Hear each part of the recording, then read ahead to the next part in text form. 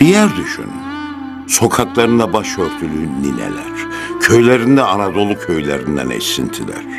Bir yer düşünün.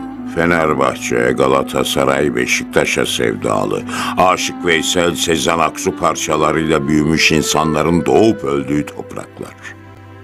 Bir yer düşünün. İstanbul'a Bursa'dan daha yakın. Fakat kardeşini görmek için yola çıkanların sınır kapısından geri döndürüldüğü, ikinci sınıf azınlık kabul edildiği bir yer. Evet, burası Avrupa Birliği. Burası Batı Trakya. Türkiye sınırlarının bir karış dışında. Ama Türkiye sevdasını gönüllerinin içinde yaşatan insanların vatanı. Bugün Yunanistan sınırları içerisinde kalan Meriç Nehri, Karasu, Rodop Dağları ve Ege Denizi arasındaki 8578 kilometre karelik alan.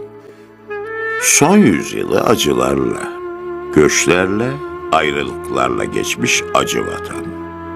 Bugün azınlık durumuna düşürülmüş, temel hak ve özgürlükleri kısıtlanmış, dedelerinin toprakları ellerinden alınmış insanlarımızın her şeye rağmen Türk gibi yaşayıp, Türk gibi düşündüğü topraklar.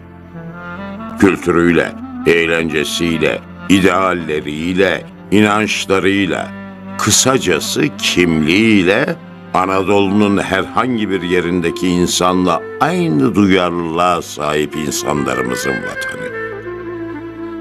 Batı Trakya'yı 1363'ten Balkan Savaşları'nın sonuna kadar 549 yıl elinde tutan Osmanlı İmparatorluğu ise bölgeye Türk damgasını iyiden iyiye vurmuş.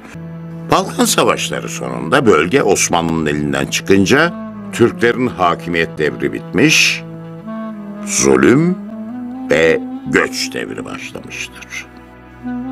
Lozan Anlaşması'yla azınlık olarak belirlenip Yunanistan'a emanet edilmişlerdi ama emanetin ehline teslim edilmediği kısa zamanda anlaşılacaktı. Ayrımcılık, etnik kimliğinin inkarı, ecdat yadigarı mallarının gaspı, hayal kurmalarının dahi engellenmesi, asimilasyon uygulamaları ve ana vatanlarına göç.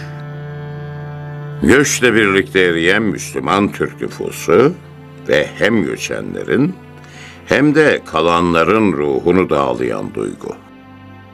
Hasret. Türk'üm demek serbest, Türk'üz demek yasak. Türkçe satmak serbest, Türkçe tabela yasak.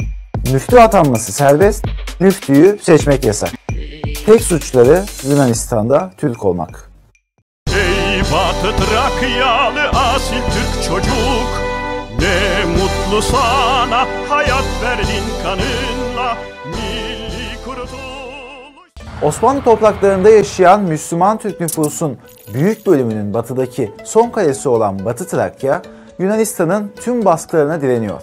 Lozan Barış Anlaşması'yla Yunanistan'a geçen ve bugün yaklaşık 150 bin Müslüman Türk'ün evi olan bölgede yaşananlarsa tarihe utanç vesikası olarak geçiyor. Bölgedeki Türklerin nüfusa göre dağılımı her geçen yıl daha da azalıyor. Bu azalmaya bağlı olarak ekonomik güç de kaybediliyor. Türkler, Yunanistan nüfusunun %1'inin biraz üstünde bir kesimi temsil ediyor. Genel seçimler için uygulanan %3'lük ulusal barajsa azınlıklara parlamento kapısını kapatıyor. Yunanistan farklı yasalar üzerinden yıllardır yoğun yaptırımlar uyguluyor.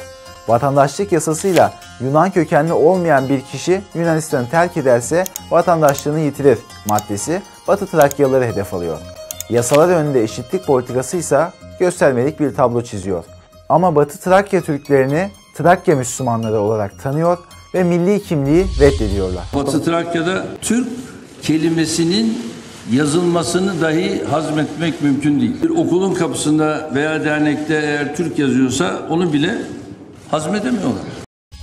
Batı Trakya'daki vatandaşlar birçok yasak ve baskıcı uygulamayla karşı karşıya kalırken en dikkati çeken husussa müftü seçimi. Batı Trakya'da yaşayan Müslümanlar bugün ne yazık ki baş müftülerini kendi seçtikleri baş müftü değil, atanan bir baş müftüyle yönetilme gayretleri var.